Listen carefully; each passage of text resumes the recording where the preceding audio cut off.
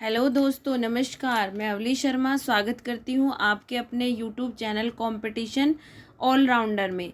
आज हम एक सीरीज़ स्टार्ट करने जा रहे हैं जो कि आधुनिक भारत जो इतिहास का आधुनिक भारत टॉपिक है वहाँ से ली गई है और ये सीरीज़ ऐसे ही आगे बढ़ती रहेगी। इस सीरीज़ में हम आधुनिक भारत में यूरोपीय कंपनियों के आगमन के बारे में चर्चा करेंगे। ठीक है, पहले पुर्तगाल आए, फिर अंग्रेज़, डच, ये इस तरह की जो चर्चाएं हैं, फ्रांसीसी ये, और फिर उसके बाद वस्तुनिष्ठ प्रश्न यानी एमसीक्यूज लेकर हम इस टॉपिक को क्लियर करेंगे। टॉपिक ऐसे ही चलता रहेगा और सीरीज़ वाइज ये पूरा टॉपिक रहेगा आधुनिक भारत। तो यूरोपीय कंपनियों का आगमन, पुर्तगाल का टॉपिक है आज हमारा। तो हम स्टार्ट करते हैं दोस्तों। उससे पहले मैं आपसे रिक्वेस्ट करना चाहती हूँ, अगर आपने चैनल को सब्सक्राइब नहीं किया है तो चैनल सब्सक्राइब कर दें और वीडियो को लाइक ज़रूर कर दें। चलिए स्टार्ट करते हैं आज की इंटरेस्टिंग चर्चा को। आधुनिक भारत, यूरोपीय कंपनियों का आगमन जो हमारा टॉपिक है, इसके बारे में आज चर्चा चलेगी। नमस्कार दोस्तों, आज हम चर्चा करेंगे आधुनिक भारत के इतिहास में एक बहुत ही महत्वपूर्ण विषय पर, यूरोपीय कंपनियों के आगमन और इसमें पुर्तगालियों की भूमिका के ऊपर हमारी चर्चा चलेगी, जो कि आपके हर एग्ज़ाम के लिए इम्पोर्टेंट रहेगा। पुर्तगालियों की भूमिका, यूरोपीय कंपनियों के आगमन पर पुर्तगालियों की भूमिका के बारे में चर्चा होगी। 16वीं जब शताब्दी की शुरुआत हुई तब भारत एक समृद्ध व्यापारिक देश था। तब यूरोप के कई देशों की नज़र भारत की दौलत और मसालों पर टिकी थी। यही कारण था कि यूरोपीय देशों ने भारत के समुद्री मार्ग की खोज शुरू की ताकि वे व्यापार कर सकें।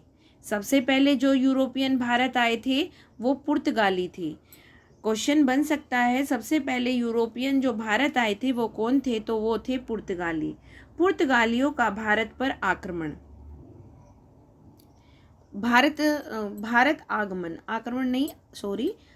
आगमन। वास्को डिगामा एक पुर्तगाली नाविक था। 20 मई 1498 को केरल के कालीकट बंदरगाह पर पहुंचा। कौन? Vasco da Gama. कौन था? पुर्तगाली नाविक। यह भारत और यूरोप के बीच एक समुद्री मार्ग की खोज करने वाला भी कहा जाता है। इसने भारत और यूरोप के बीच एक समुद्री मार्ग की खोज की थी जिसे पुर्तगालियों ने खोजा। यह घटना भारत के इतिहास में एक बड़ा मोड़ साबित हुई क्योंकि इसके साथ ही यूरोपीय देशों की भारत में दखलंदाजी शुरू हो गई। भारत में पुर्तगालियों की स्थापना 1498 में आने के बाद पुर्तगालियों ने भारत में अपने व्यापार को मजबूत करने के लिए कई कदम उठाए। व्यापार जरूरी था, व्यापार से उन्हें पैसा मिलता, तो इसलिए उन्होंने बहुत सारे मजबूत कदम उठाए। 1505 में पुर्तगाल ने भारत में अपने पहले वायसराय फ्रांसिस्को डी अल्मेडा को नियुक्त किया। अल्मेडा ने ब्लू वाटर पॉलिसी अपनाई, यानी समुद्री शक्ति के बल का प्रभुत्व अपनाया। किसने? अल्मेडा ने। उनके बाद 1509 में अफोसो डी अल्बुकर्क भारत आया, जिसने पुर्तगाली साम्राज्य को मजबूती दी। 1510 में अल्बुकर्क ने गोवा पर अधिकार किया और यहीं से पुर्तगालियों ने अपना शासन चलाना शुरू कर दिया। इसके बाद पुर्तगालियों का जो उद्देश्य था वो क्या था? ये सन आप याद रखेंगे जो अभी हमने पढ़े हैं। पुर्तगालियों का उद्देश्य था मसालों का व्यापार करना, समुद्री मार्ग पर नियंत्रण करना, धार्मिक प्रचार, खास तौर पर ईसाई धर्म का प्रचार करना। उन्होंने अपने किले बनाए, बंदरगाहों को नियंत्रित किया और भारतीय व्यापारियों को दबाने की कोशिश की। पुर्तगालियों ने भारत पर इसका क्या प्रभाव पड़ा? भारत पर प्रभाव, पुर्तगालियों के आगमन से भारत में नौसैनिक युद्ध शुरू हुए, ईसाई मिशनरियों का आगमन हो गया और यूरोपीय व्यापार प्रणाली की नींव पड़ी।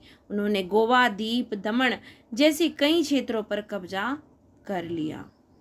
इससे पुर्तगालियों के भारत आने, जो यूरोपीय कंपनियों का भारत में आगमन हुआ, ठीक है, उसके द्वारा क्या निष्कर्ष निकलता है। हमने देखा कि भारत में यूरोपीय कंपनियों का जो सिलसिला शुरू हुआ, इसकी पहली कड़ी थी पुर्तगाली। इनका आना आधुनिक भारत के इतिहास में एक नई शुरुआत थी। व्यापार से होते हुए धीरे धीरे राजनीतिक हस्तक्षेप को बढ़ाने वाली यात्रा इन्होंने तैयार कर दी हमारे लिए। पुर्तगाली न केवल व्यापार करने आए, बल्कि भारत के समाज, सांस्कृतिक और राजनीतिक पर प्रभाव छोड़ गए। यही सिलसिला आगे चलकर डच, अंग्रेज, फ्रांसीसी तक पहुंचा। और इससे नेक्स्ट वीडियो में हम डच, अंग्रेज और फ्रांसीसियों के बारे में चर्चा करेंगे। आई होप जो पुर्तगाली से संबंधित आज का टॉपिक था, पुर्तगाल से यूरोपीय कंपनी के आगमन से, वो आपको बहुत अच्छे से समझ में आ गया होगा। आई होप वीडियो अच्छी लगी हो आपको। अगर वीडियो अच्छी लगी हो तो दोस्तों में भी शेयर करें और चैनल को सब्सक्राइब कर दें ऐसी ही अच्छी इंटरेस्टिंग वीडियो लेने के लिए। थैंक यू दोस्तों, धन्यवाद दोस्तों।